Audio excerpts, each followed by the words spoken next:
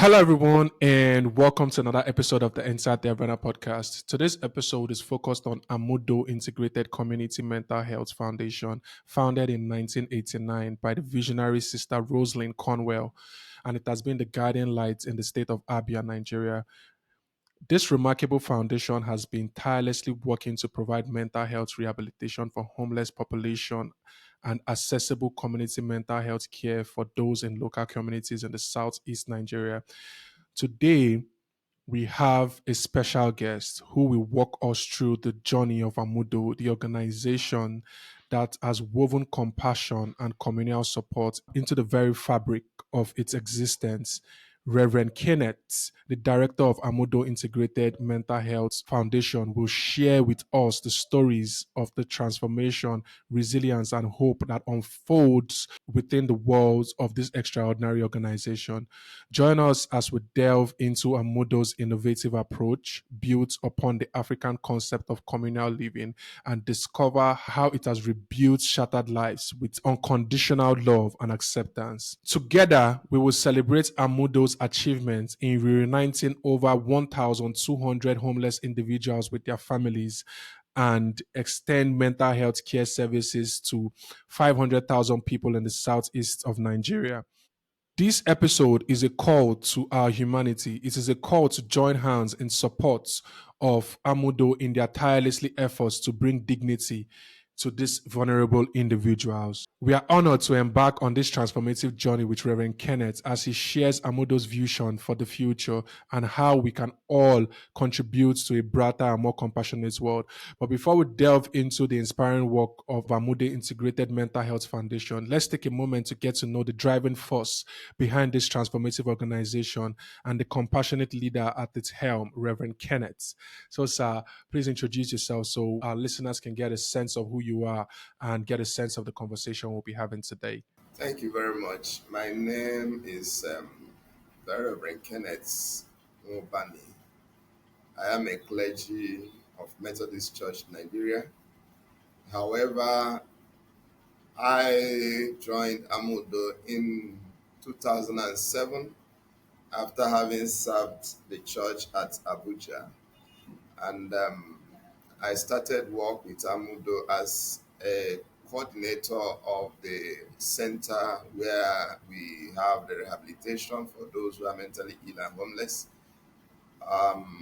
Because of the commitments and, of course, the output of my service and the passion for the service, knowing fully very well that mental health is not my field. However, the board of Amaudo and the church, and of course our partners, uh, found out that I should be able to take up the leadership of the entire organization, which has to do with about 4 projects altogether in mental health. And that was in 2009. And I became the acting director of the projects, and now became the confirmed. So I have taken up this leadership in Amaudo for the past since 2009 up to date, and it has gone a long way to yield a lot of impact. I've taken some trainings in mental health, um, which has to do with postgraduate diploma in mental health, human rights, and law with the Indian Law Society, and I'm also currently doing a postgraduate diploma in public mental health with Cape Town University, among other experiences we have acquired. Yeah. Oh, well, that's awesome. That's great to hear. So, there must be a fundamental reason why the board of the church actually recommended you to lead Amaudo.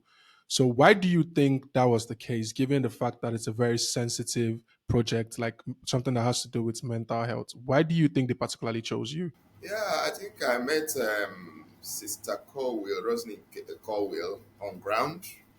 It was a very great privilege, for you to interface with the founder of a project or an organization so that you can really understand the concepts and, of course, the drive from that person. And I think from her own perspective, when she narrated that one day I came to her to, as usual, she mentored me, and I came to her to, discuss about the progress of the work.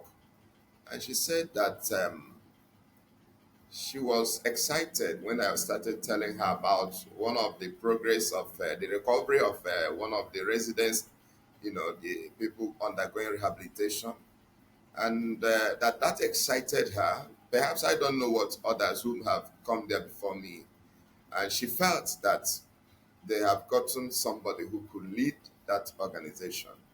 And I think for me, the passion that I had for the work, because I came in as a clergyman from the church with no, no pre orientation of what you are going to do. But however, when I came in, I have to put in all my best, and then assimilated immediately, because for you to work in a mental health environment, it's not really easy. So the adaptation, the getting into work immediately without excuses, because Amudo is located in a remote environment. So for you to have worked in Abuja, being privileged to be in such city, and you are now sent to work in such environment, it has to do with you having that commitment and that passion without giving excuses or reasons why you shouldn't be in that environment to work. So I think these are some of the things that perhaps the founder on her own side, and then the members of the board. Then Amudo is a community, and of course we are working within communities. So people, we are seeing changes, in our work, and of course those aspects that have to do with the residents, those undergoing rehabilitation. What changes, and then what new things are we bringing, and does it really go in line with the vision and, of course, the mission of the place? Because it's one thing to join an organization, to flow within the mission and the vision of the organization, not just bringing another thing. Even if you are bringing any change, it has to be to consolidate what is already on ground, and you are not coming to distort by way of a new person coming to distort the fundamental and the foundational issues of the organization. And I think these are some of the issues, and of course, I was very happy with the work. I think I was very happy with that. Yeah. Yeah. Yeah, I'm very, very glad. It takes a special kind of person to respond when they are being called upon to do such an important work. So I just wanted to hear from your perspective why they chose you and your response to it. And it appears you've answered tremendously well to that calling. And I commend you for it. I celebrate you for it. For people who may not understand or do not know what Amudo is, can you provide some context, like by telling us the history and the founding of Amudo? Amudo came to be from the inspiration of Sister Rosalind Colwill, who is and then was a British social worker, joined the Methodist Church as um, the director of the Leprosy Rehabilitation Center at Usuakole.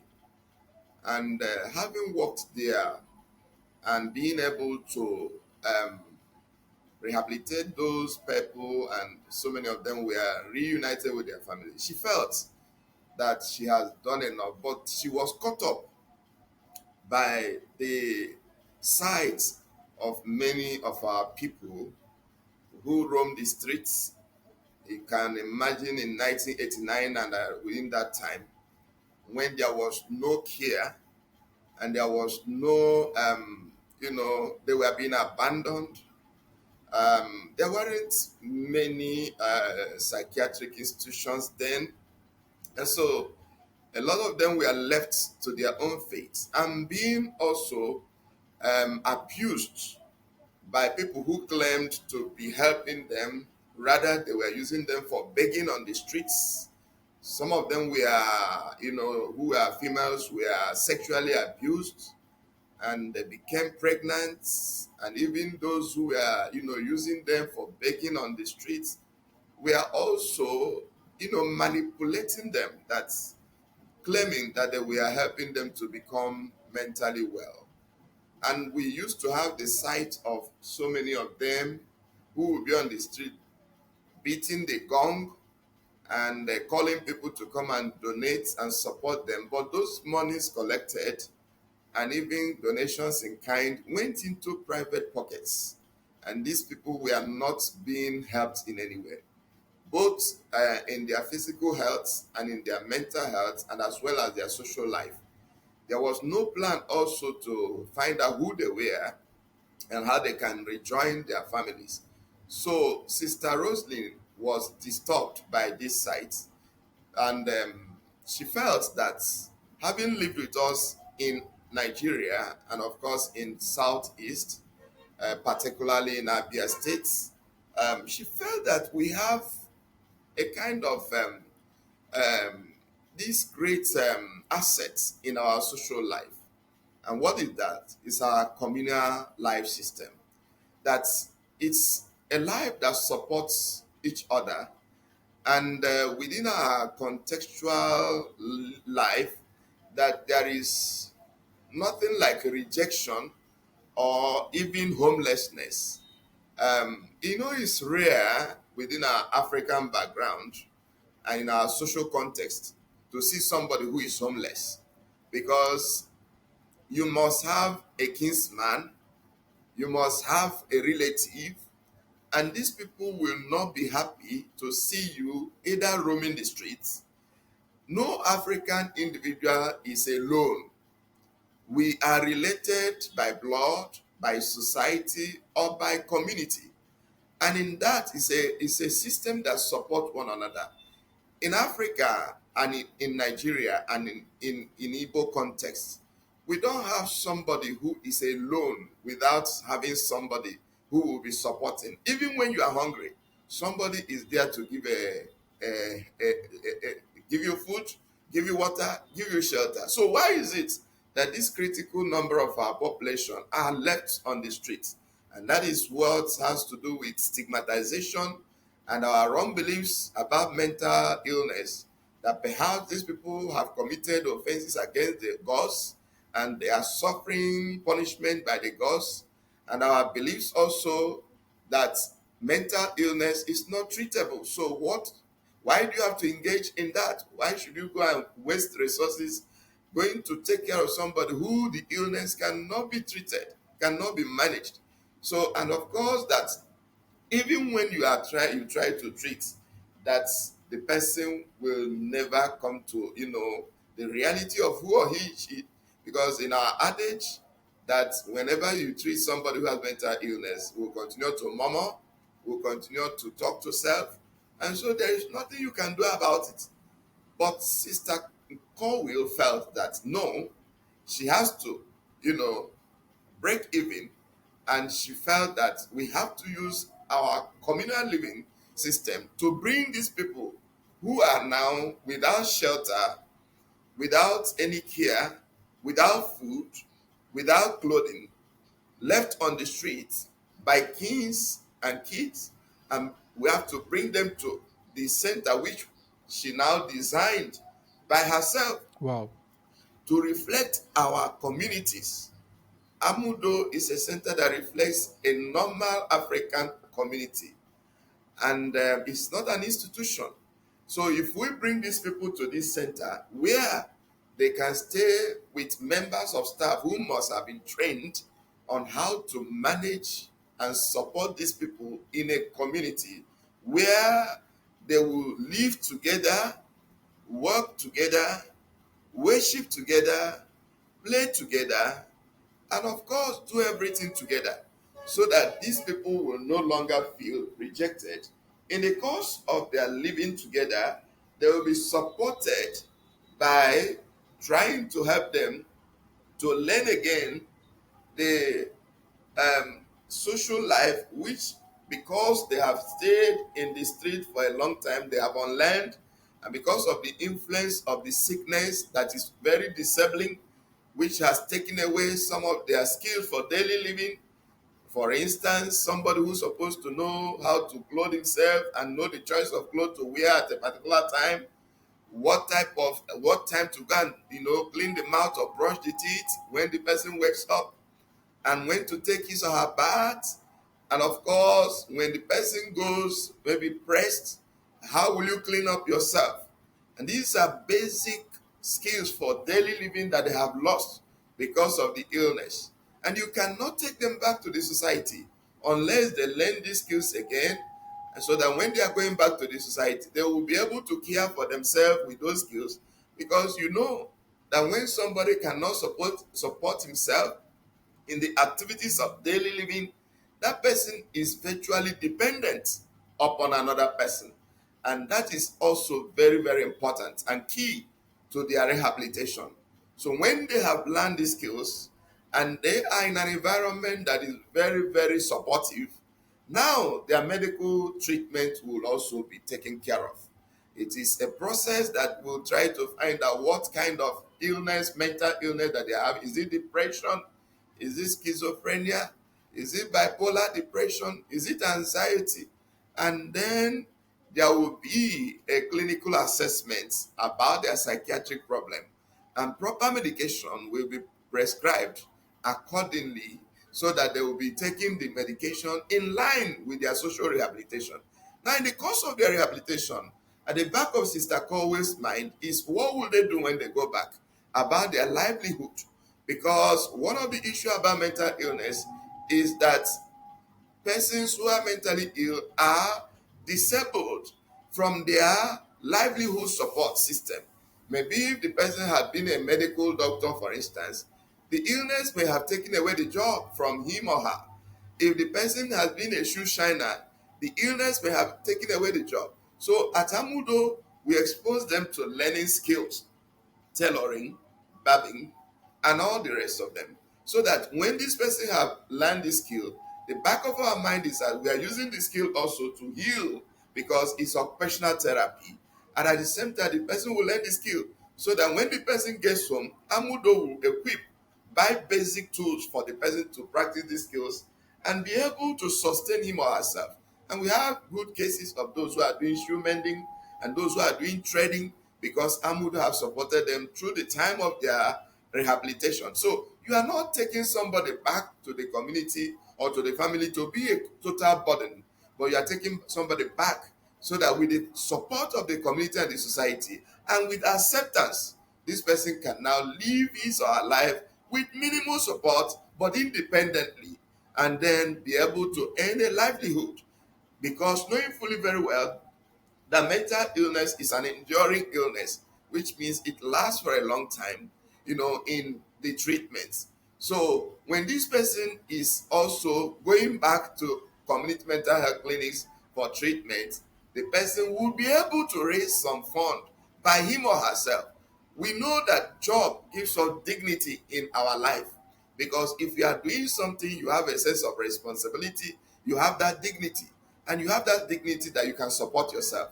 So at Amaudo, these skills are learned and they are able to have basic support for themselves while their social life has been rehabilitated. And you see now, they have become mentally stable, certified medically. So orientationally, they know who they are, they can tell us where they come from, and we take them back to their community, and we affirm that they are members of that community and they belong to a family. We now leave them with their family to begin to understand whether there is a change that have happened in their life when we have collected their history from their family, to understand when the onset of the illness and what may have led to the illness. We come back and plan. When this person is coming back after 2 weeks, we now collect history from the family to know whether the person was able to live with them and work with them, and of course be useful to them. Now, if there are problems that the family may have raised, we come back and plan and then engage in another plan for rehabilitation. And when this person is very stable, we will now invite the family for training. Wow. We train the members of the family. So, yes, because when there are issues that may have led to mental illness and this person has been rehabilitated, it is also to address those biases that the family and the community are having, because maybe they are still worried. Are you sure this person can still do well? Are you sure this person will not be violent? Are you sure this person is not going to be affected by evil spirits? Do you not think that there are spirits that have caused this illness? If we take this person back, so we bring them back for training, and we are able to be patient enough to listen to all the issues that they may have raised, and we try to address them one after the other. The beauty of it is that when they arrive at Amaudo, they discover that they are not alone in this issue. Other families are there, and you see a kind of, taking away the load that they may have having and the worries that they have been having, and we are able to share their thoughts with them and address those issues. Now it's a very happy reunion. So we establish the reunion at Amudo so that we don't force somebody on the family members, taking somebody to say, see your brother, he has been away and we have treated the person. So when the person is at Amudo, and of course, seeing the environment where their relative have been rehabilitated, and we have seen sometimes people say, wow, it's a very wonderful environment. And they feel that they have been supported at Amudo. And it is not just taking them to a kind of squalor where issues of abuse, they are kept in a very conducive environment. So when in a very divine service, we conduct a divine service because Amudo is under the Methodist Church, they will now be reunited with their families formally. And the family members, one of them may come to testify, to tell the society what they have passed through, and if at all the work Amudo have done is, if there is a change or not. So it is not we now that is talking. And we have had testimonies of family members coming to share. A mother came some time ago and said that the community have accused her of killing the child and even burying the child alone, because the child that had been having mental illness now wandered away for over 6 years. Wow. They were looking for her, but the village were accusing her that she has killed the child because she doesn't want people to talk to her, or maybe stigma, and to people to say you have a child with mental illness, and they accused her of having buried the child alone. And you know what that means in a community where you are accused of burying your child, killing your child and burying your child. And the woman was like excited. Amudo, you have saved me from this shame. You have taken this trouble from me. I do not know how I will pay you back. And you can imagine what families are going through, those who have this issue. And you see, that is quite amazing, because when people are able to share the burden of the illness, because the burden of the illness is the impact of this illness on the family, on the society, and even on the individual, we will now be able to understand the capacity and what Amudo is really doing. That you are able to take somebody off the street and you take the person for rehabilitation. And one thing is that we don't charge the cost of rehabilitation on the family, even when they are taking this person back. We don't charge the cost of the rehabilitation. If that person has stayed 1 year, 2 years, or 6 months, we don't charge the cost of food, cost of medical treatment, cost of accommodation, cost of water. Some of them come in with some physical illnesses. We treat them both of their physical illness and their mental illness. And the cost of transporting them to trace their homes, we do not charge these things. And that is why it is a charity. And you know very well that treating somebody who has mental illness is very costly. Yeah. So, Yeah, that's amazing. Like, I've been previewed to hear a presentation you gave at our monthly mental health Nigerian mental health meeting, and that was how I got familiarized with you and the work you're doing, and I reached out to you, and you were graceful enough to come talk about Amudo and the work you're doing. So it's actually safe to say the primary objective, because we're talking about the mission of Amudo and them selecting you or not veering off what the original mission is. So I think it's actually safe to say the primary objective of Amudo is to rehabilitate mentally ill people, um, teach them life skills, and give them their self esteem back, and then integrate them back into the society with the help of their family. That's very beautiful. I think one of the things I didn't I don't I'm not really sure you said at the presentation the other day, you just said here, which was very, very profound to me, is the fact that you actually train the family of these individuals to better adapt to the situation. I think that's really, really amazing, because Exactly. one of the things that I think we face a lot when it comes to mental health, even um, when somebody has healed and recover, is the continuous stigma to that person, like, oh, this person was once like this, or this person was once like this, or society not being equipped enough to know how to handle situations when they are having a little bit of challenges. So actually bringing their family into the fold and educating them on how to properly take care of that person, even if not fully like them being independent on their family, but how to recognize signs that they can actually point out in order to further help those people. I think that's really, really awesome, and I truly, truly commend you guys. You talked about Yes, let me just say this. yeah, please go ahead. Yeah, let me just say, it's good for us because issues from here can be taken as research issues, Yes. because we are trying to help people both create awareness. You know, when we were rehabilitating and reuniting with families, we noticed relapse, Mm, So we try to ask questions. Personally, I asked the question. Sister Colwill was so excited when we started this because she wondered, how were you able to come up with this idea? So we noticed that there is relapse, and we asked the question, why the relapse? We found out that the the union between the relatives in the family and this person who is coming home, because you are coming home, sometimes they are looking at you, why are you bringing this person back to us? You are bringing burden to us. So we felt that we didn't have, that kind of relationship with them, you know, because they have all these issues of stigma and all the wrong beliefs in their mind. And they feel sometimes, take away this burden from me. So when we invite them, we now rolled out this program. It's not easy to invite people who have relatives who have, mental health problem and tell them, come this distance from a particular town, state to the other, and they're able to travel. That's the beginning of acceptance. yes. And that's the beginning of engagement. And they're able to come and spend the night at Amudo and they now sit down to listen to us and understand what have we done. Because if we don't engage them properly and try also to understand their own burden of the disease on them, we will not really get it right. So when we were able to do this and kept going on, the relapse cases began to reduce because somebody now go back to the family, acceptance is there. Now rejection reduced, and another key is that they are being supported to take their medication at home, which is very key. They are not just left because somebody have to encourage you.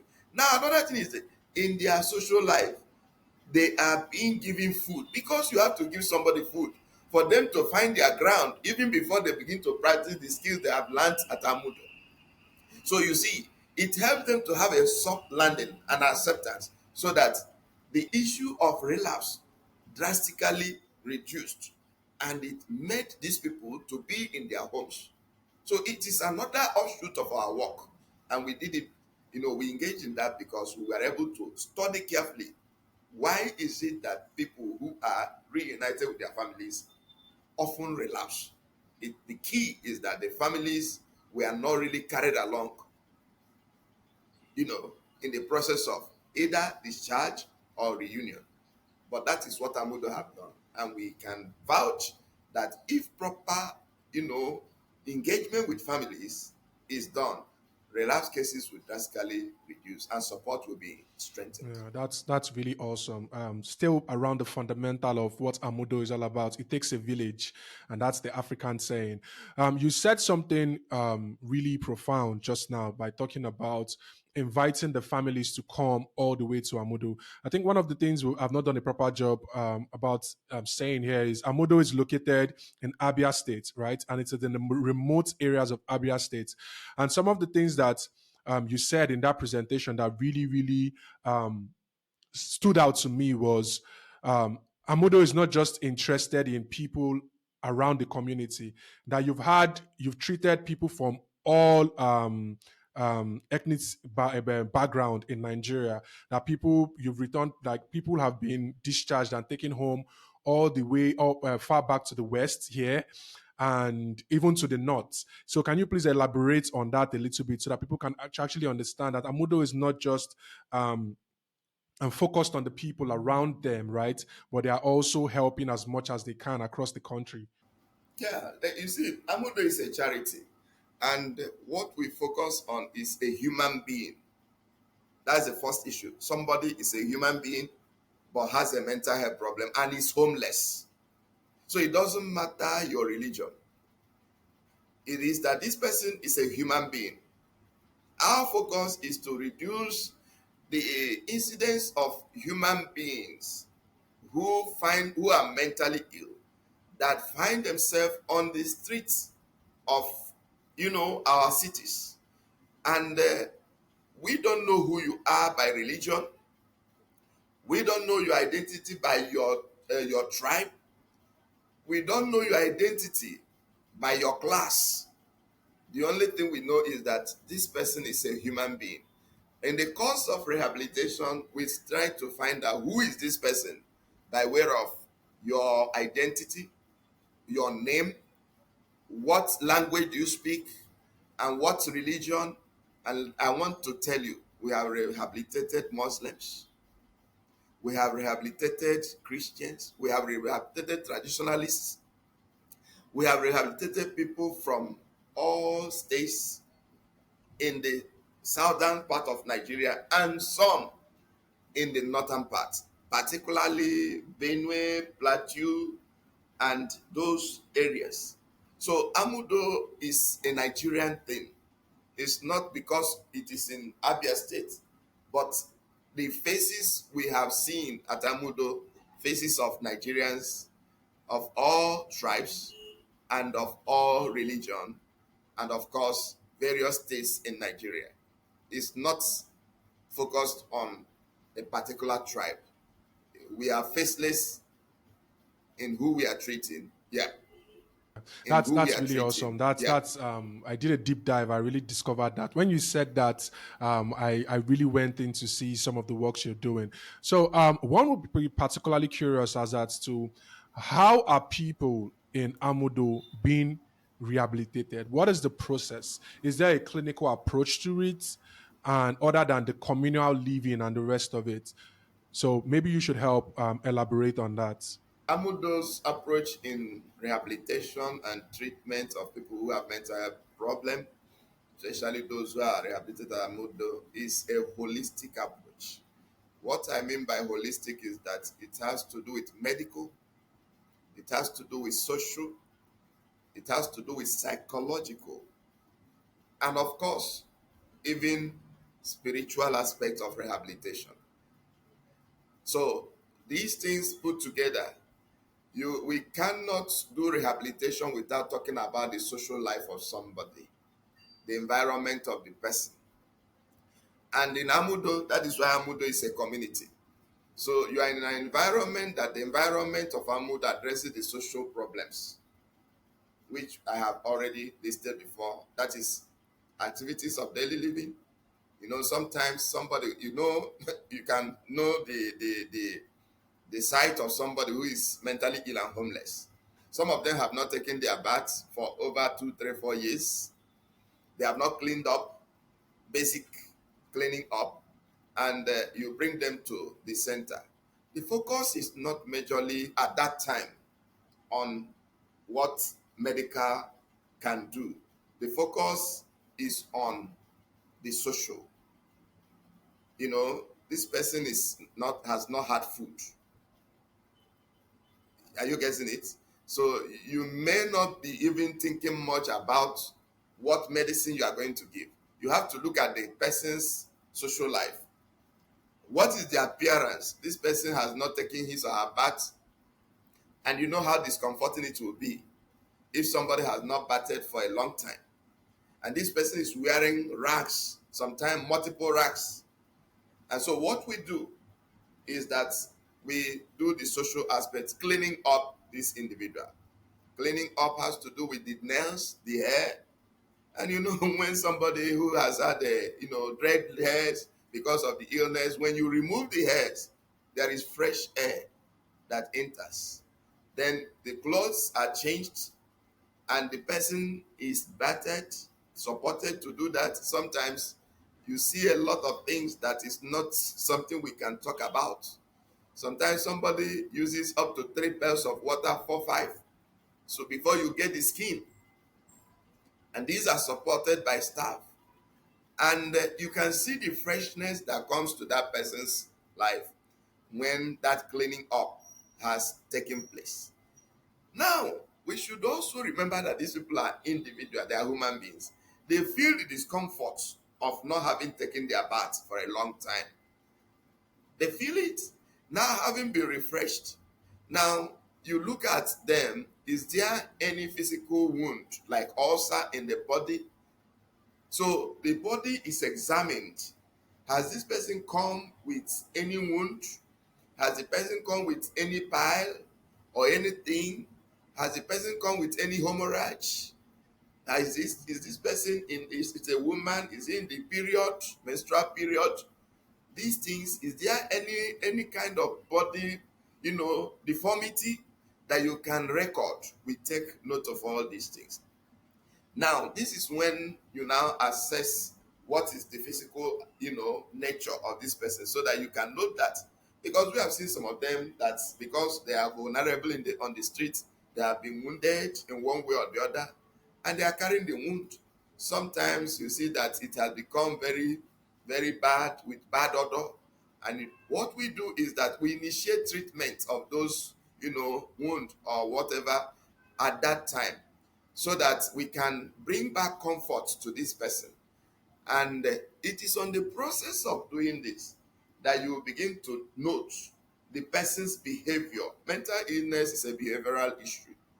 So if this person is talking to self at random, and if the person is talking, what kind of speech? Is it contextual? When you place it within time and place, does it rhyme? So, what is the person seeing? If the person is seeing certain things that we are not seeing, is it contextual within the time and that? So we take note of these things. Is this person having the habit of running away? Is this person trying to exhibit some form of, aggression? So we take note of all these things. And if this person is not violent, we don't rush to begin treatment immediately.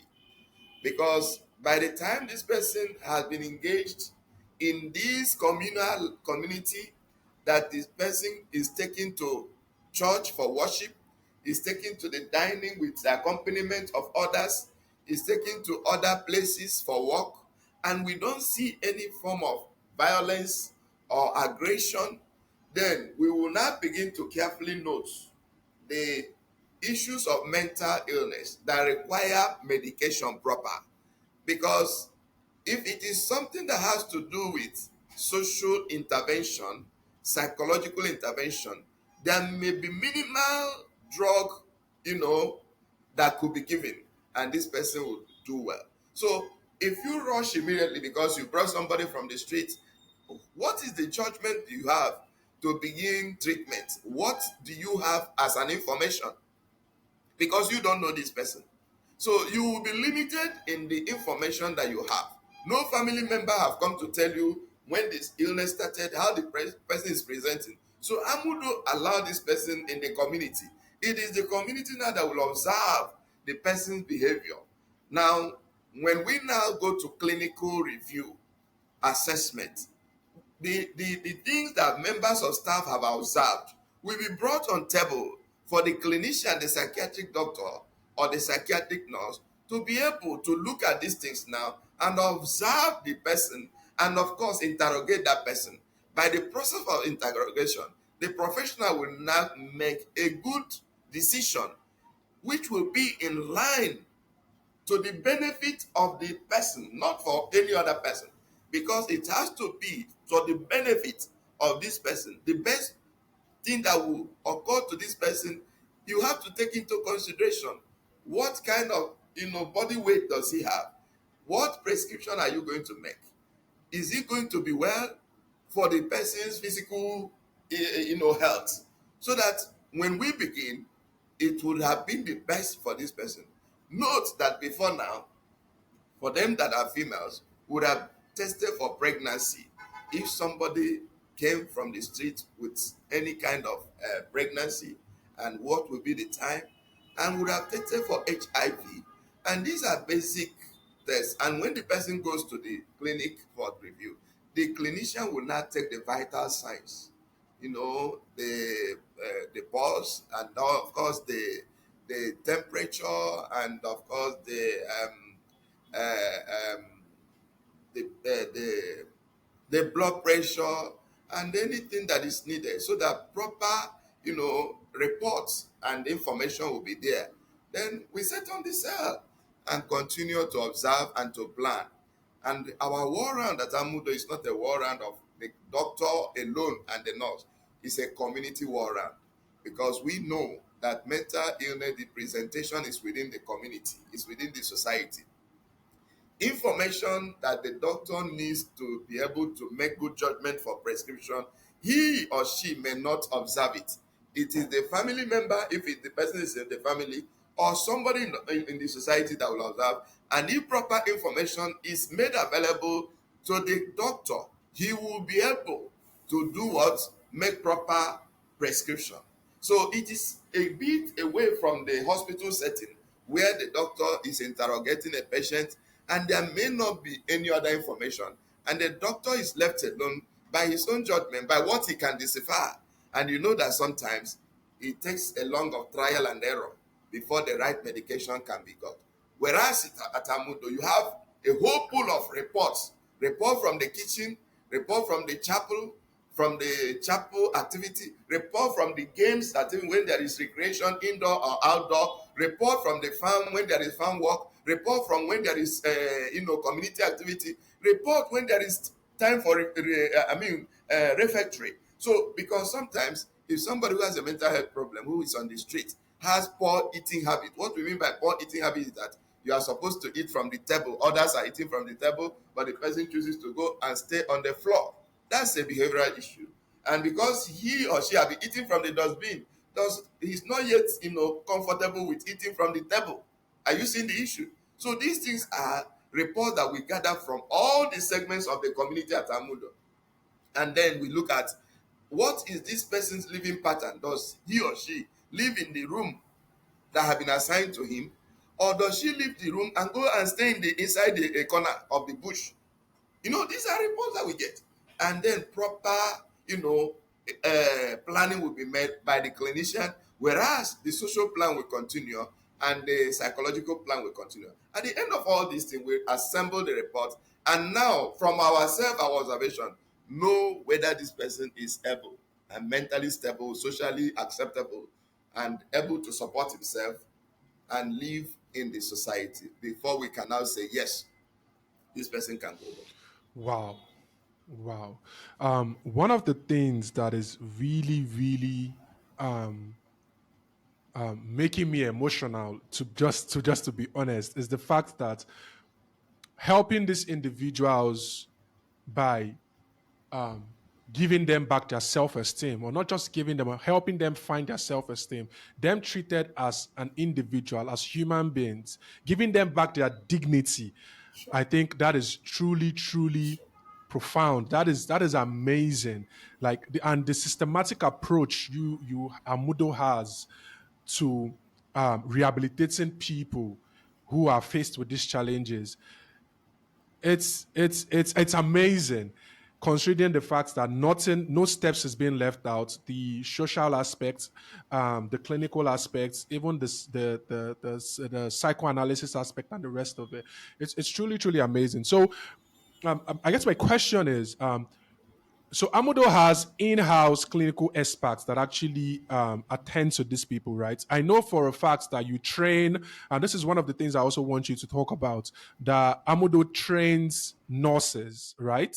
Yeah, we have psychiatric nurses who work with us at Amudo, and psychiatric doctor on call duty. However, we also train student nurses who come to Amudo. They are students in general nursing or midwifery, but because it's a requirement for their training as nurses to have mental health experience, now Amudo is a place for them to come for their practical experience and to be able to adapt, to this uh, provision of mental health care to the people in the community. So it's where they come to Amudo for community mental health experience. When they have moved from the psychiatric training for their academic, classroom training, they now come to Amudo for that experience, and it has afforded a lot of them opportunity to change their belief, because most of the students that are coming, even some of them, they told us when they are coming, their parents tell them, be careful, you are going to a place where mad people are staying. That's what is in the society. But the students coming to the environment of Amud, they found that, are you sure this is an environment where people who are mad or mentally ill are staying? So from there, the orientation, they begin to understand that, first of all, somebody who has a mental health problem is a human being. It's not just a useless person. Like the law of Nigeria have been changed in the former lunatic act. It used to be idiots and insane, but they are human beings, and the environment they have to stay should be a conducive environment as any other environment. It shouldn't be just any kind of place. And now they come in there to understand that from the wrong perception they have had, that they are not really violent as they are being, labeled to be in the society.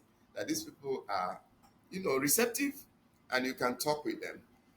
It is rather the society that make any person who has a mental health problem to be, you know, aggressive, in that aspect. So it has gone a long way to help the students to align themselves with what they have learned in the classroom and be able to now understand that there shouldn't be any fear of somebody who have a mental health problem, but rather that they can be supported. And most of the students have gone to thank Amudo, for enabling them to have such experience. So yeah, but then the challenge is that very few of them are, you know, developing the interest to become psychiatric nurses. However, this training is important for integration of mental health care within the primary health care in Nigeria. Because what that means is that if nurses are trained on mental health, there wouldn't be any fear when there is somebody who has a depression in a primary health care center, what to do Mm-hmm. about it. Because somebody who has a depression shouldn't be referred to a consultant. It's not compulsory. A consultant has no business with depression. You can manage some, difficult issues, but depression should be managed at our primary care healthcare units. And if nurses are able to do this, then it will be easy to integrate mental health within the primary health care. But because, in the past, most of the nurses do not have basic mental health care training, so they are afraid even to accept somebody who has a mental health within the normal hospital setting. And that is why you see, in most cases, you see, go to the psychiatry. And what Amudo is trying to demonstrate is that mental health care and the basic primary health care can run at the same place. Nobody would stigmatize each other. And a person who has a mental health problem may also have a physical illness. So if he goes to the primary health care, you are not treating the mental health alone. You can also attend to the person's blood pressure if there is need for that person. So you see that it's not just to take them, because the aspect of taking them to a special place, psychiatric, it strengthens stigmatization. But if they can be receiving treatment within the same environment where every other, because somebody who has a malaria can go to the clinic, somebody who has blood pressure can go to the same place. There is no separate identity to say, okay, those who have malaria go to this side, and those who have high blood. No, the same doctor is attending to them. The same nurse is attending to them. So this is what we are trying to address, so that somebody who has a mental health problem that is doing well in his or her office doesn't have much business going to the so-called psychiatric place. When you are going there, they say, oh, these are people who, they are the people who have mental health problem, as if it is so that's what we are trying to address by accepting and ensuring that these students can be trained, so that when they are in our labor markets in the communities, they will be able to address basic wrong perceptions of mental illness, and of course support in creating awareness and even in providing basic Yeah, treatments. that's true. Integrating mental health services into our primary health system is really key for us to make significant strides and improvements when it comes to mental health in Nigeria. That fact cannot be contested. There's this amazing organization called Postpartum Africa. I had the founder on. Recently on the podcast, Dr. Onedikachi, and what they are actually doing is going to various hospitals across Nigeria and training the nurses, the first responders in emotional intelligence on how to deal with postpartum challenges and struggles of pregnant women, even Wow. post birth and before birth, because they actually realized that the nurses are the people that the pregnant women in our society actually relate more with and have interactions more with when they go to the hospitals. Sure. And actually training those people in emotional intelligence is actually very, very important. So I truly completely agree with that. Sure. I think we should talk about some of the amazing work that Amaudo has actually done, right? Amaudo has successfully rehabilitated over 1,200 mentally ill and homeless individuals with their families. And is that something you can talk more about and Sure. give more context to so people can get a sense? Yeah, we have rehabilitated um, that number and even beyond. What it means is that each year, Amudo focuses in taking off the streets up to 40 people who are mentally ill and homeless. And you know what it means to bring such people in and take care of them, as I have earlier stated. And at random, you will discover that with that number that is coming in and the number that may be left at the center, which we have a capacity of about 68 people or 65, so we will be able to attend to their needs. And sometimes we have 20, 25 people becoming mentally stable within the year, and they are, reunited with their families. And since 1989 up to date, that's the number Amudo have rehabilitated. And this rehabilitation, like I said before, is quite challenging, because you have to trace the homes of all these people. There is no rehabilitation that is complete without reunion with family and relatives. So if you are doing rehabilitation and you are not planning to get that person back to family and that is not rehabilitation. And so you bring somebody in, from day one you begin to plan for how that person will go back home, from the street to Amudo, back to the person's home. And that is what we have done. And you can imagine what it means to transverse and travel across Nigeria, you know, from one rural community of Nigeria. Sometimes bad roads, sometimes vehicles break down, sometimes there are cases we go and we come back when the person may have made a mistake on the address. Patiently we come back and continue until when we finally get it right. So that is it. Sometimes you go and families try to reject. We come back and plan again. Oftentimes, we use the mechanism of the community, the traditional rulers, and engage the family, and there is that acceptance. So it's not really an easy thing, but it's quite a great impact that this number of people, if they have been on the streets, imagine that number that are mentally ill and homeless roaming our streets. You know what that could have been. And what that means is that Amudo have been able to help them to get back to their family, you know, get their dignity back, and of course, live meaningful life. There are a lot of them that are back to school. We have a Wow. person we have rehabilitated who is practicing now as a lawyer. Wow. Some are married with families. Of course, Wow. So there are teachers that have been rehabilitated. There are traders that have been rehabilitated. I mean, it's just about it. And that what it's demonstrating is that by taking these people back home, is to disabuse those wrong beliefs that somebody who has a mental health problem because he's on the street cannot be treated. Yeah, that's really awesome.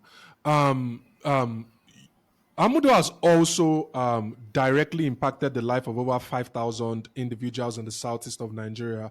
Can you talk about how these individuals has impacted from this much needed support that they've received from Amudo clinics? And can you discuss like the partnership and collaboration involved in making this program a success? Yeah, as the rehabilitation center started at the center there at Itumbauzo in Bend, the local government area of Abia State, the number of those who were being rehabilitated began to increase. So the issue is now continuity of care. What do you do about it? So that was why Amudo had to leverage on the inclusion of mental health as a primary health care, in the by the federal government. Now we have to partner with the government of Abia State to roll out the community mental health program. The community mental health program is designed as a partnership with the state government to establish or open community mental health clinics within the local government areas. In this case, in Abia State, 17 local government areas, so that in case those who have been rehabilitated from their various local government areas can have access to mental health care when they have gone back to their communities. And then instead of coming to the center, they will now go back to those clinics to continue to receive service. So the state government post the psychiatric nurses to those clinics. Amudo supply the psychotropic drugs and supervise the activities of the psychiatric nurses so that they will be in the best practice for the good of this person who has a mental health problem. Now, the clinic is not just designed for these ones who are going back, it's also designed that people who are mentally ill, who are not homeless, but they are in our various local communities, can now have access to mental health care. So the brainchild of the community mental health is for access and affordable mental health care, because at those clinics the nurses are not allowed to charge them cost of consultation. They are not allowed to charge because they are being paid by the state government. And now Amudo supply every basic instrument, syringes, instrument for blood pressure, gloves, and the medicine. So you don't charge anybody because you say go and buy a syringe. So because of the only thing that the family have to do is that they have to pay for the medication.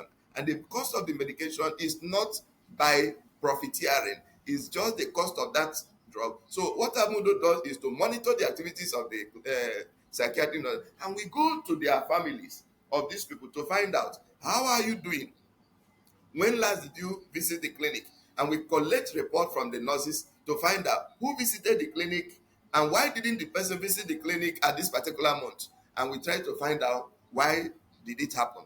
And in doing that, we try to encourage and strengthen the families and try to find out if there is any issue, and of course to close the gap that there will be no relapse. So apart from those who have been rehabilitated, over 5,000 people from various communities in Abia State are accessing services from the community mental health clinics in the various local governments.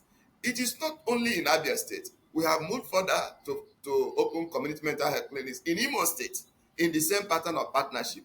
in Ebonyi State in the same pattern of partnership, and in Anambra State. If you look at the presentation there, it was the then governor of Anambra State, Mr. Pitobi, that was Yes. flagging off, the community mental health in Anambra State. And we also provide motorcycles for the nurses to be able to visit some of the clients in their homes, because there are some of them that may not be able to move from their house to the clinic. So the psychiatric nurses could be able to reach out to them in their local places and plan with the family on the best way to continue to give them support. And this has worked very well. And this started since 1992. Wow. We have continued in this. Now, the challenge of this is that there are psychiatric nurses who are retiring, and we're encouraging the government to train more psychiatric nurses, encourage nurses to be trained, because if those who have been trained, that some of them are nearing retirement age, that they retire, we don't have a new workforce of psychiatric nurses, it will affect.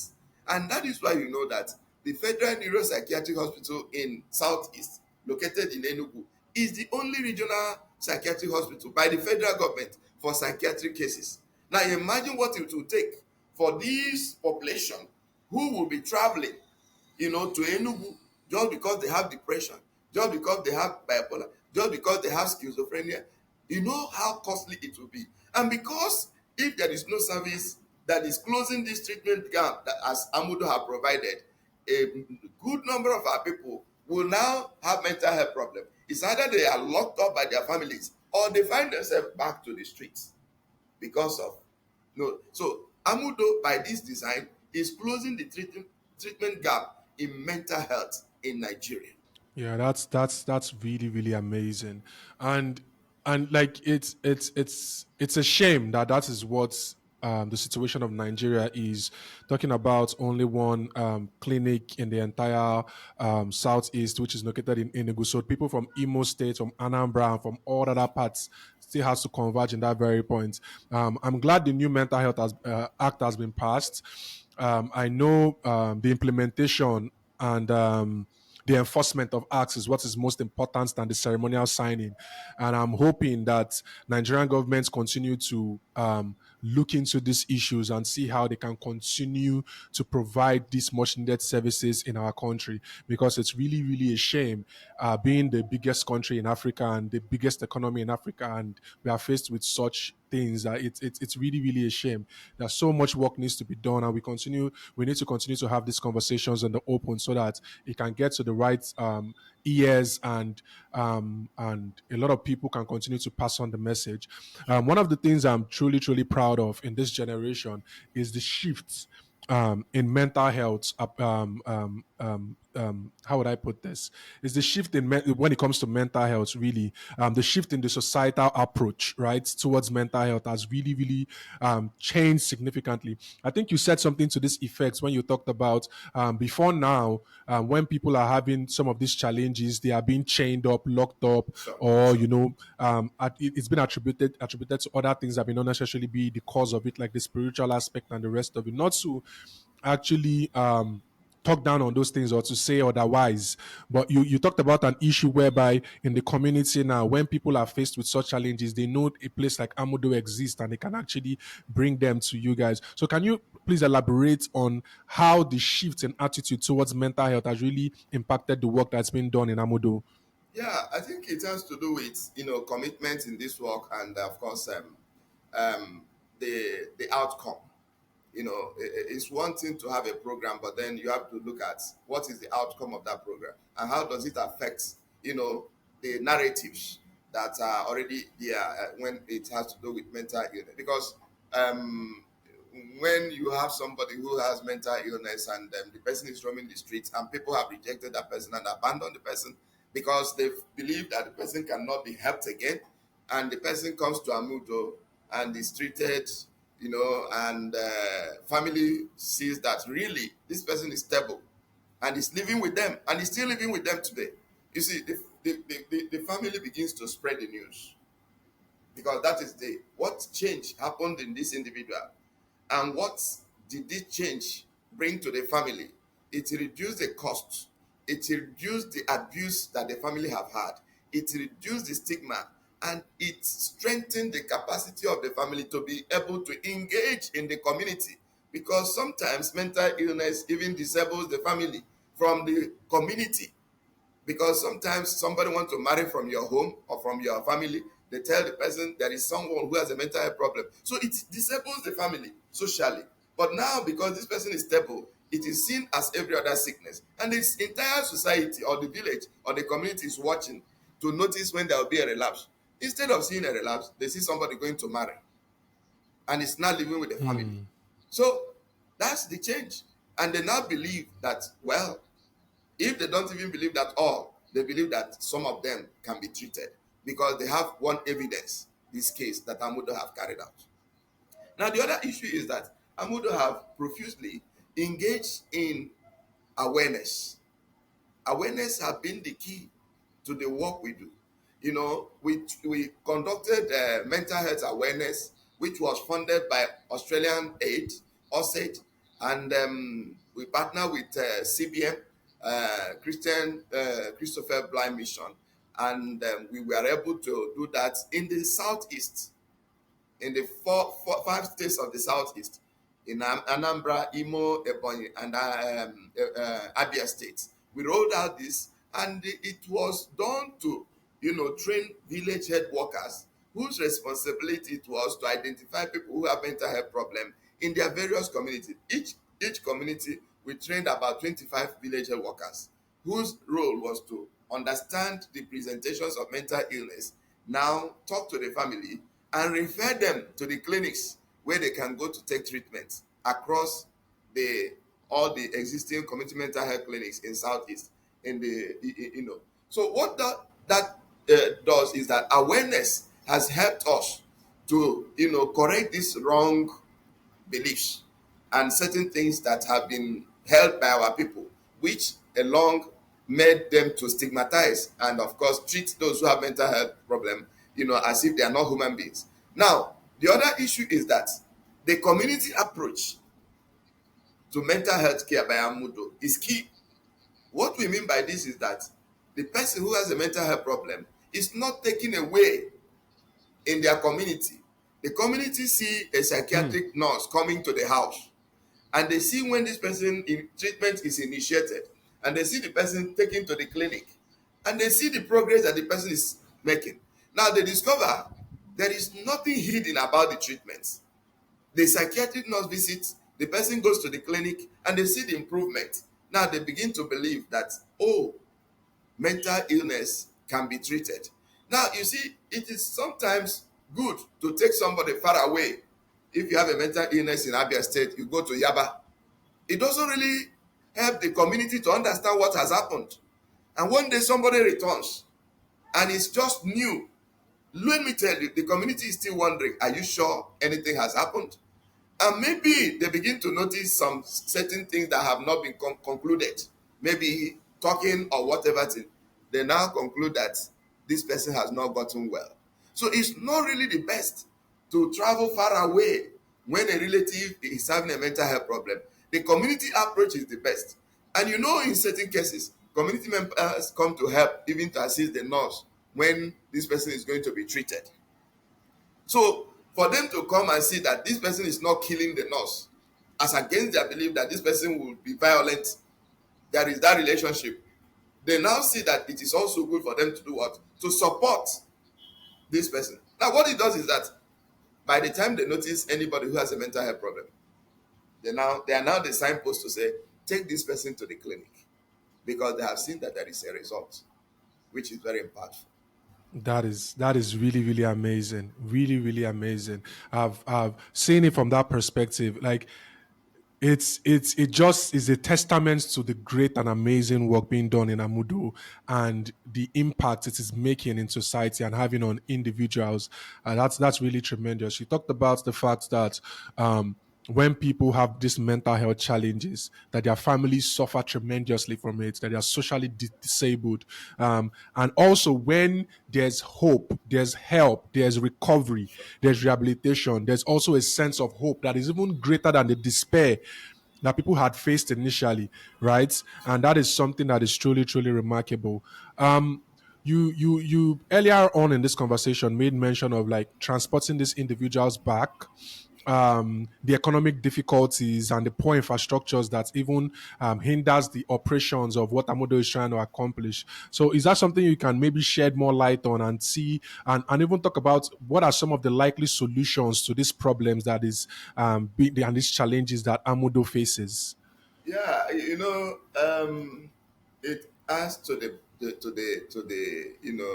cost, the poor infrastructure we have, infrastructure, roads particularly. Our roads are not good, and sometimes you are traveling to the hinterland to take somebody back. Um, if you come to Amudo, one of the challenges we face is the mobility. Trying to maintain vehicles, breakdown of vehicles, and you can't travel with somebody. You don't know where the person come from with the public transport, and it doesn't also give respect to that person. You remember, we are protecting the dignity of this person. When you are in a public transport, if there is any kind of, because this person is still in the process of rehabilitation, Yeah, if there is any issue that have to do with the symptoms of the illness, the passengers, others will become, so we protect this person's dignity, so that is why you have to use a specialized system of transport, which is our own means of transport which we have. But it's quite enormous. Now, you can imagine what it will cost us to fill a distance from one state to the other. And in any case, if the team that have traveled are going to lodge in a hotel, because they may not come back the same day, they may not come back. Imagine when you are taking somebody from Abia State to Edo State, the team cannot come back that day.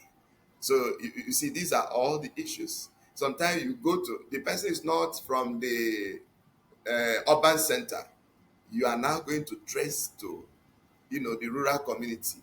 So the cost of home tracing, both in the safety aspect of it, and of course in the cost of transport like fuel and breakdown of vehicle, is quite enormous. And we have to have the vehicle ready to travel. It's not an excuse. So it's quite cost effective.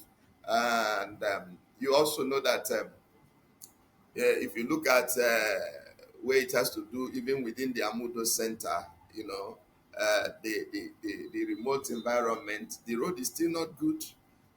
Accessing the center is still not good. So, cost of movements of is quite challenging. During the COVID-19, it was a huge challenge.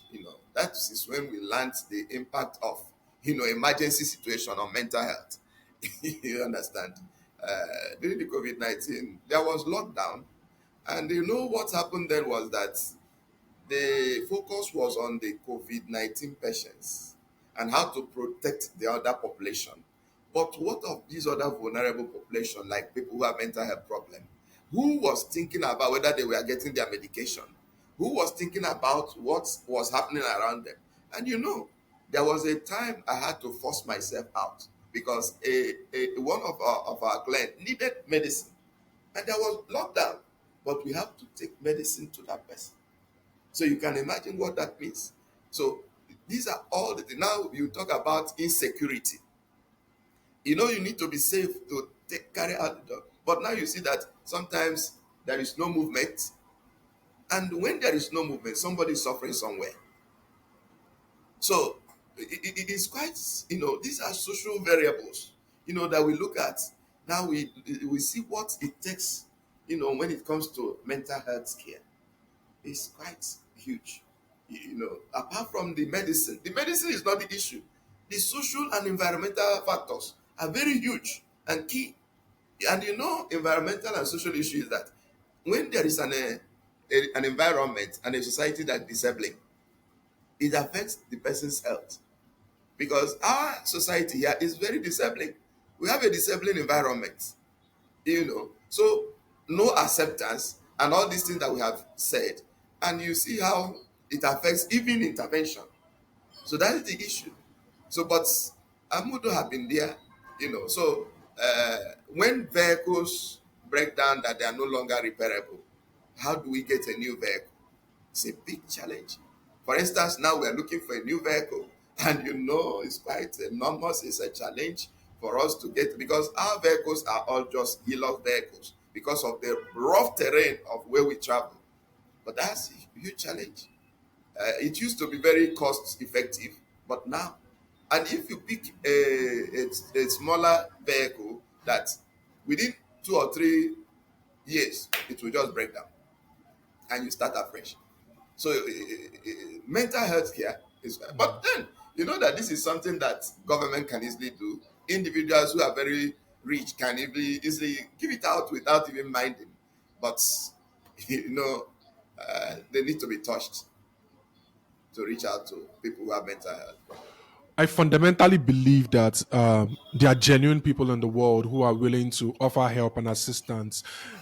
It just takes helping them and pointing them to the right direction. I believe in the humanity of every individual. I believe in the humanity of Nigerians, and I believe, and that's part of the reason why we actually think platforms like this are very, very important to give light and to not to offer platform, but to enhance the voices, right, of amazing and very, very important work like yours and what Amaudo is doing to the public. So to see how individuals can actually take steps and take action, right? People are truly waiting for that calling, that thing that calls deep down within them to actually let the best out of them come out. They just need the opportunity. And I'm truly, truly hoping that conversations like this, and especially these conversations, can open the hearts of people to actually do something about this thing. So we're talking about, we understand that you're just talking about funding, and it's a no-brainer that funding plays a crucial role in sustaining Amudo's initiative. So can you shed light on the types of local and foreign partnership that supports Amudo's initiative? Yeah, Amudo has been, privileged and, to leverage on goodwill, because the work we have done has touched a lot of lives, and the goodwill of people has really helped. You know, Formerly, when the economy of Nigeria was very good in the 80s and the 90s and the early 20s, we were getting donation from people, individuals, donation in kind. What I mean by kind, some people can give you rice, for the food of those people, and then donation in cash also. But the economy has become very bad. So that is one aspect of our, source of income, goodwill. We have enjoyed the goodwill of people. People can call on radio, Amudo, we have something for you. That has been a very strong source. And what brought the goodwill is the impact, is the result that people are seeing. People see you on the streets going to take somebody, and we don't discharge in the secret. When we are discharging, we invite people to come and see. That what we are doing is real and we are impacting the life of people. So it has been that drew the goodwill of the people towards Amudo. However, the other aspect is that we have also gotten some support from corporate organizations, that came up to say, okay, where do we help you? And once in a while, they are able. But within this time also in Nigeria, political issues have encroached into corporate affairs and social responsibility. We are now seeing corporate institutions going to fund governments. When a corporate institution is going to say we are buying vehicle for government, I laugh. You know, I mean, that's what we are seeing. Corporate institutions saying we are going to, fund government. I mean, well, they may have their reason, but I think the essence of corporate social responsibility is not going to fund the government. Is to, look out for places or institutions like Amudo, and even individuals who you think that they can be touched by that corporate responsibility, and that you can make a change within the life of humanity. You see. So that is it. But it has been there in the past, but recently, politically, that is what we are seeing now, and we hope that that will change. But like what you said, we still believe that there are corporate institutions that still have the cause of humanity in their plan, and we hope that they will keep doing what they're doing. The other aspect is that Abia state government has already helped us very well, because this program began in Abia state, and the state government has been paying subvention to Amudo, to help Amudo to succeed because of the community mental health, which we are running with the state government. And it has also helped Amudo to continue to function. Now, Methodist Church Nigeria, which is the mother of this the project, has also supported Amudo by, some staff are paid by Methodist Church Nigeria. That takes away the burden of staff salaries, from Amudo. So that Methodist Church is doing that, and oftentimes we have other churches, including Methodist Church Nigeria, their women group calling Amudo to come and take some donations in kind, and that has also, because when a Catholic women organization, Methodist Women Fellowship, they call you, they give you bags of rice. You know what that means, and other denominations. So the church has also played a role in this case. And then we have the place of Amaudo UK, which is a committee of those who have worked with Sister Rosalind Colwill when she was in Nigeria. Now they went back and organized themselves, led by Kate Lumley, and put themselves together to say, what do we do to continue to support Amudo, where we have gone to work at one time or the other? And so from there, we have the Amudo UK, which is a support organization helping Amudo in training and, of course, in raising funds for some basic issues and projects. So these are the ways that Amudo have it. Now, Amudo has gone beyond that to, also not just sit down and wait for people. We have internally generated fund. It may interest you to know that Amudo have an agricultural farm where we cultivate our cassava, because gari is a staple food which these people eat. So we don't buy Yeah. gari from the market. Through the year, we harvest our own gari. So you can imagine when we are the one, cultivating our gari, because we don't need to keep waiting. And we are talking about dignity here. How do you take somebody? You said they were begging on the street. Now, how do you take somebody to the church or to the somewhere and say, "Help us," unless when they are touched? So it's also reducing their dignity. So what we did is to roll out our farm project at the community where we are, and we have our cassava which we are producing, and it is sustainable. This aspect of sustaining the what we are doing, that we are not just looking outside. We produce our own palm oil, the red oil that we use. Amudo uses close to 60 liters of oil in a month in the residential center, and we don't buy it from the market. We produce it. We have milling machine at Amudo. We have gari processing at Amudo. And beyond that, Amudo has a poultry farm where we also have birds that we raise to add to the value of protein and the food, the nutrition of the residents that are going there. Eggs are produced from the poultry farm. So these are the areas that Amudo has leveraged to see that we don't just wait for the people to be given. So if you calculate the cost of gari for 1 year, and you calculate the cost of red oil for 1 year, and other basic little areas that we are raising for, you see that the aspect of sustainability of this project has been established. Yeah. It still boils down to the fact that it is also the media's responsibility. I fundamentally believe that, to continue to shed lights on these type of stories, to bring it to the faces of Nigerians, to bring it to our screens, for us to know that such initiatives are happening in places, and people can begin to see how they can continue to support. So on the issue of support, right, for people who may be listening, right, who are considering supporting Amudo's efforts, are there any like unique fundraising events or activities that they can participate in? Or other than that, like how can people actually support the work being done in Amudo? Um, yes, what we do is to appeal to people to support, because the support has to be regular. Sometimes we may take up a little support issue, like if you decide to provide food for the people who are undergoing rehabilitation at Amudo for 1 month, which the cost is put about 3 million naira. If we put everything together, you say, okay, I want to give them food for 1 month, about 65 people who are undergoing rehabilitation, for to feed them 3 times in a day for 1 month, and you know that what that means.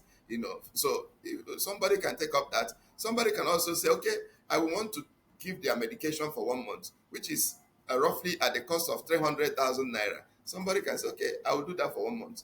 And somebody can say, I can buy them provision, for 1 month. Somebody can say, I can buy diesel that is used in running, because Amudo has offices, like what I'm doing now, I'm using power. So the generator is burning. So somebody can say, yes, I can do that for Amudo. And how much does this cost?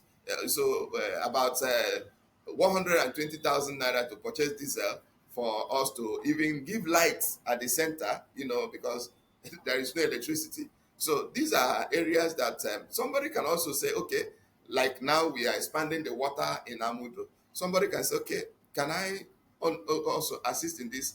Somebody developed a student hostel, modern student hostel block that cost close to 55 million naira.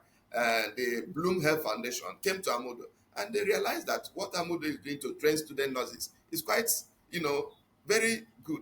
And they felt that, why don't we help you to develop a modern student hostel block where the student can stay and be accommodated? And that hostel is there now. You may see it in your where the student nurses. So these are aspects that can you buy a generator, soundproof generator for Amudo to enable lights to be there? So there are a lot, but basically where it can impact the life of the residents who are undergoing rehabilitation, and of course help us to work. Yeah, Yeah, and help you guys maybe expand the amount of yeah. people that are being rehabilitated in a year. Another Exactly. thing, I I didn't mention the issue of mobility. It's very key, yeah, key. yeah, We yeah, have the issue of mobility. I know that somebody can say, okay, Amudo, I want to give you 1 hilos. I mean, it will go a long way to help us. Since the inception of Amudo, that's the vehicle, because it is durable, and that is what we use to rough roads. And I think somebody can say, okay, we can do that for you. And I think it's quite welcomed. It shouldn't yeah. be only our foreign partners. Anytime we talk about huge cost intensive project, we start looking outside. I believe that there are people in Nigeria that can do that for us. Yeah, I would leave the accounts for the donations on the screen. I would also put it on the what's it called, in the caption, or in I'll attach it to this episode, because I recently had Adenike on this podcast. Adenike is somebody who had a terrible experience with cancer when she was very young, and it led to the amputation of one of her legs. She actually runs an initiative called Amputees Initiative. I would really encourage people to go check it out. She gave a powerful TED talk where she talked about anybody can become a philanthropist, and she talked about it's the simple fact that you don't necessarily have to be the one giving, but by sharing a post, by doing your research, by telling somebody about what's going on in places like Amudo, you're actually contributing. You never might know who will pick it up, right? That simple WhatsApp post, Instagram retweets, Instagram repost or retweet on Twitter, or simply by just telling the next person around you. And one of the most important thing I really, really like about Amudo is the simple fact that there are records from each year that is being put out to the public for everybody to see. This is one of the most significant thing Exactly. I found out when I was doing research on you guys, and it's on your website. I would also leave the link to your Exactly. website on here, so people can also go and do their research fundamentally, not just take your word for it, but also educate themselves and see if this is something Exactly. they can actually you can see ways they can actually help. And talking about donations, it doesn't necessarily have to be the bigger things. Like a simple Exactly. 1,000 naira, 500 naira being sent to the accounts would go a long way. So we don't necessarily need to feel small or feel like, oh, our little impact doesn't matter. It still goes a long way. And I think people really need to Sure. understand that fundamental thing that Adenike said, that everybody can become a philanthropist. Everybody. She talked about a situation whereby a child had cancer when the child was when the child was came to this world, when they gave birth to the child, and they reached out to her, but she couldn't do anything. But she just reached out to other people, right? Posted it, and within the end of the day, they were able to raise a significant amount of money, and that child was able to undergo surgery. So it's the simple fact that you may not necessarily, you don't feel powerless or don't feel like you can't do anything about the situation by telling a friend, "Oh, I listened to this today," or "I saw this," by retweeting it, by reposting it, by going to the websites and even looking at what they are doing would actually help inform your decision and drive that passion in you to do something. So I would really, really like to appeal to the conscience of individuals that they can actually do something. It doesn't matter how small, it goes a long way. Yeah, and on that note, I think rounding up, looking ahead, what is Amado's vision of the future? And are there plans for expanding its reach and implementing new initiatives? Yeah, we have demonstrated and we can, stand firm to defend that the templates, the pattern of Amudo can be adopted across Nigeria. I have written a proposal to the Ministry of Women Affairs in Abia State for them to send it to their federal office.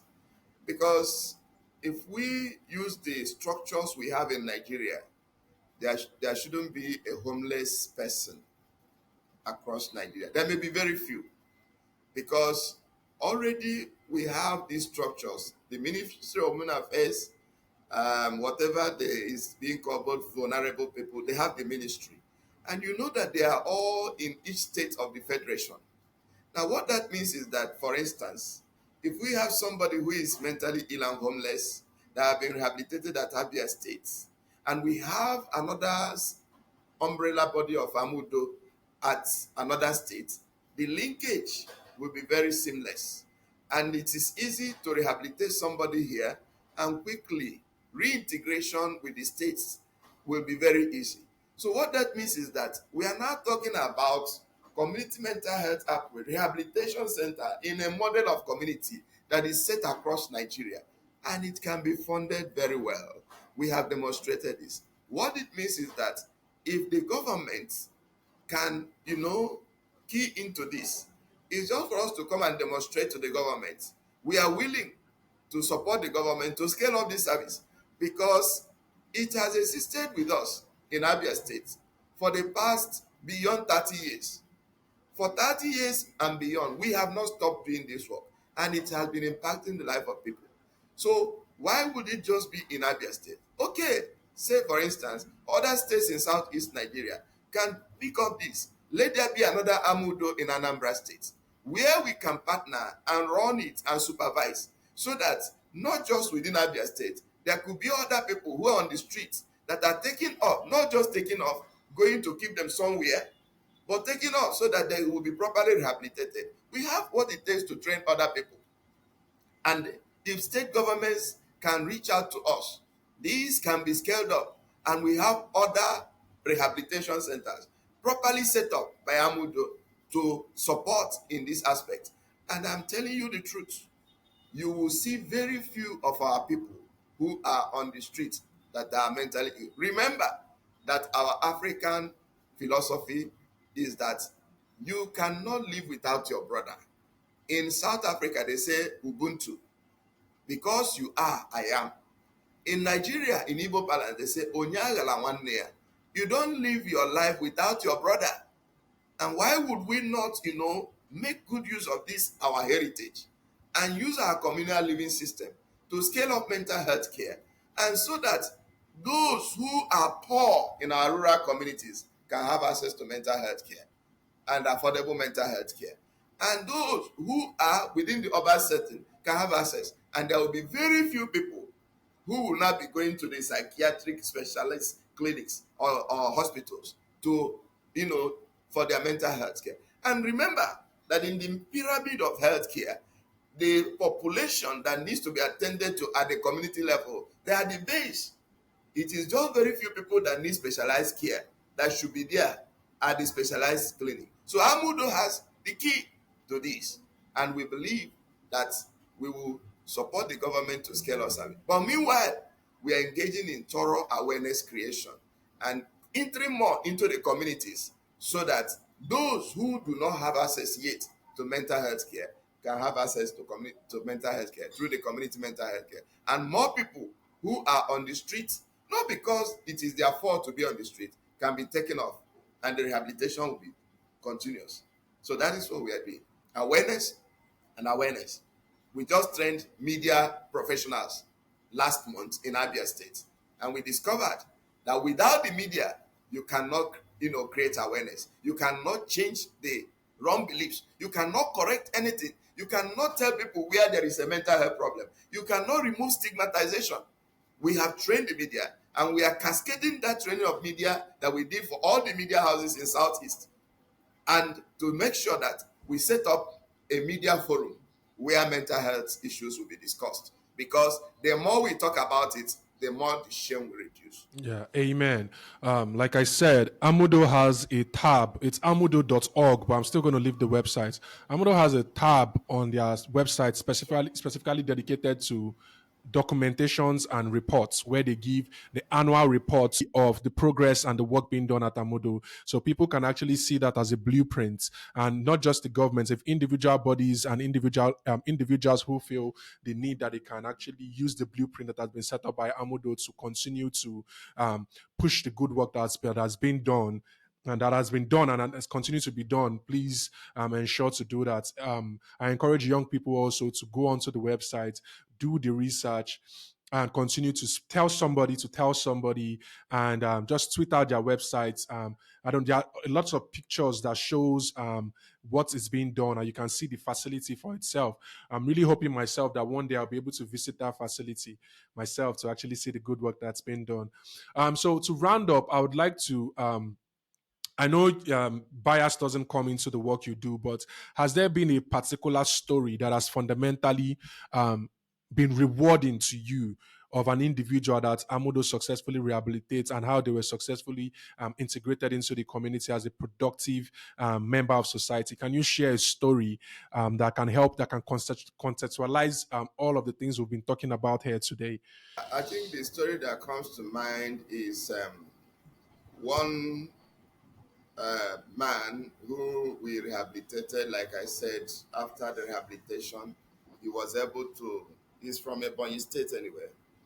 He was able to go back to school and completed his training in secondary school, and then got his admission into the university and read law. And of course, he graduated from the university, and of course, had his admission to the Nigerian law school. And of course, today he is a practicing lawyer with his own firm. And I think it's quite exciting with his own firm. So the church, Methodist Church, was so excited, and the church funded his training in the Nigerian law school, because it was like, can this be possible? And they said, if you get your admission, we will fund. And it was funded. I'm also excited about one case also, that the man had a mental health problem. And after rehabilitation, we encouraged the family to marry for the man. They were hesitant. But one day I was in a program, and somebody ran to me and said, "Oh, Reverend." I said, "Wow, how are you?" He said, "I'm fine." And he was looking very, in a convention, in a program. Imagine that kind of thing. How will I not be excited for that person to be able to attend a conference? And I said, "How are you?" He said, "I'm fine." And he said, "Reverend, come and see my wife." Wonderful. Is it happening in a dream? And I was like, where is the woman? I have to congratulate that woman and come and see the amazing, beautiful wife that he has. And today, he's very happy man in his family. There are many more cases. Wow, that's awesome.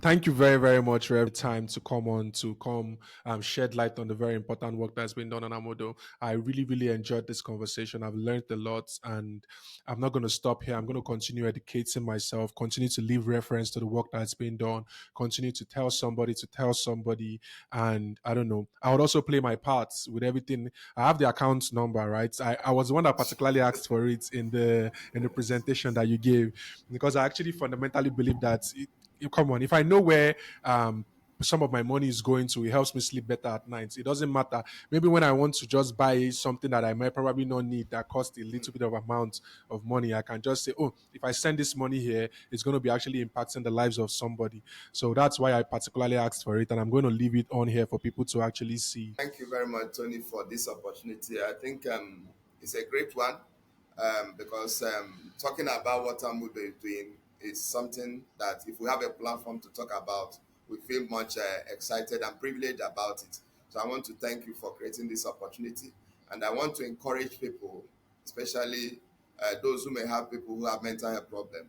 I mean, that's not the end of it. A lot of people have recovered. A lot of people are doing well. Do not, allow the stigma and the rejection to weigh you down. Just come out. Be responsible for the mental health and for your mental health. A lot of young people are committing suicide. That is not the best.